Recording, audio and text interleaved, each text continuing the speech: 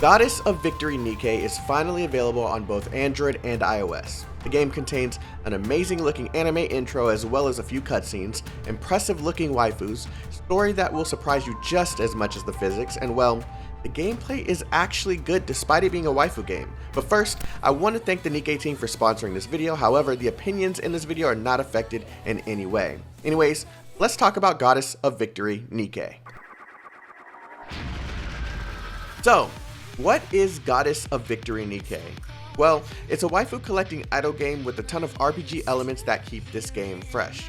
Combat can be played manually or with auto functionality enabled. The game basically grinds for materials, gear, and other useful items throughout your day, and the outpost base system is very simple to understand. If you're someone who loves engaging combat, a story that's filled with dark twists and turns, or an autoplay idle game, well, this one is all three in one package. But how do they pull this off? Well, let's start with the combat. When playing the game without auto functionality enabled, it can resemble arcade games where you used to manually use a toy gun in order to eliminate the enemies on the screen, except in this game, you're using your thumb to control the weapons and characters in your arsenal.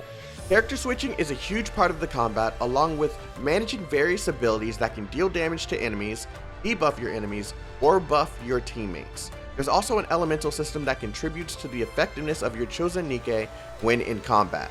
However, if you're one that likes to put your game to the side and let the auto combat take over, this game has an incredibly accurate auto combat system. So this allows both kinds of players to enjoy the game just as much. Most of your time will be put into finding a good team comp in order to deal the most DPS to enemies on the battlefield, and to make that a bit less time consuming, the game will basically reward you each day for letting the outpost grind for your materials, gear, and other improvement items. Let's talk about a major selling point of the game: the characters. All of the designs within Nikke are top tier with incredible jiggle physics and very attractive viewing angles.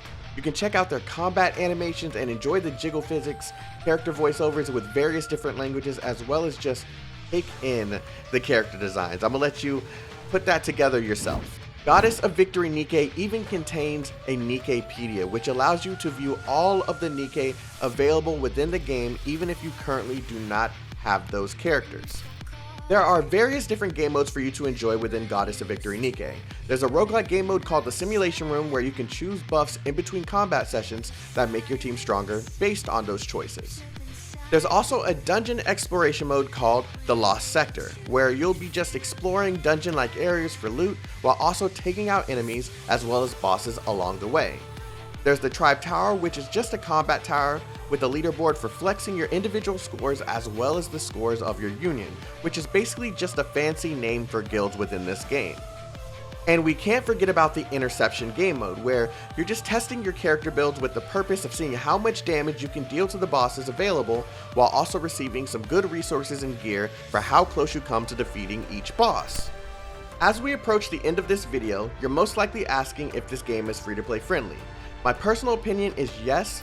However, the game does contain a bunch of buy this pack now for a discount style ads within the game, which encourage free-to-play players to spend despite not needing to in order to enjoy Nikke in its entirety and acquire all of the currency needed to enjoy the gacha functionality.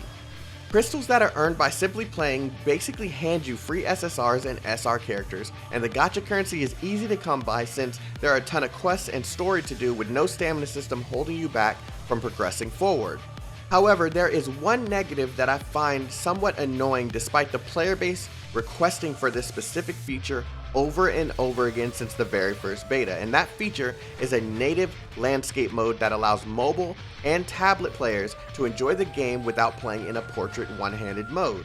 Other than that, I'd say this game is highly recommended to both free-to-play players and spenders.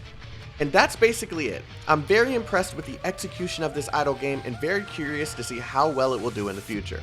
In the comment section below, let me know how much you're enjoying Goddess of Victory Nikke and which Nikke you want the most. Don't forget to like and subscribe as well. Have a wonderful day, stay healthy, stay safe, and stay chaotic. Bye-bye now.